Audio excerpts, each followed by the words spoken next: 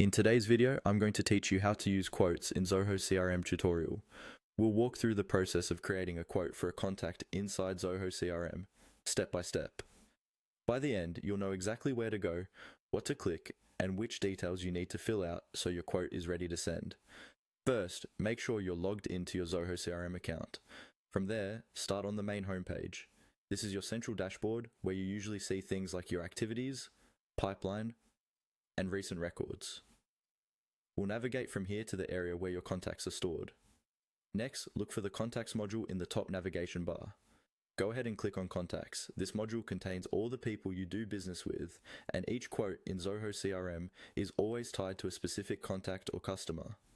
That way, all the related information stays organized in one place. Once you're on the Contacts page, find and select the contact you want to create a quote for. You can scroll through the list or use the search bar to type in the person's name or company. When you see the right contact, click on their name to open their detailed record. Inside the contact record, you'll see several related lists or tabs, such as notes, activities, and so on. Look for the tab labeled Quotes and click on it. This area shows all existing quotes associated with that contact. If it's empty, that just means you haven't created any quotes for them yet.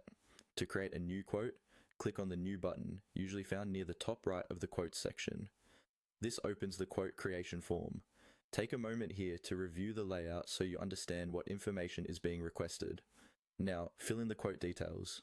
This typically includes basic information such as the quote name or subject, the account or contact it's linked to, validity dates, and any reference numbers you use internally.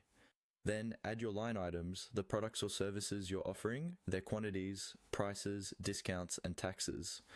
Make sure the totals at the bottom match what you intend to send to the customer. It's a good idea to double check currency, terms and conditions, and any notes that clarify what's included in the quote. When everything looks correct, scroll down and click on Save.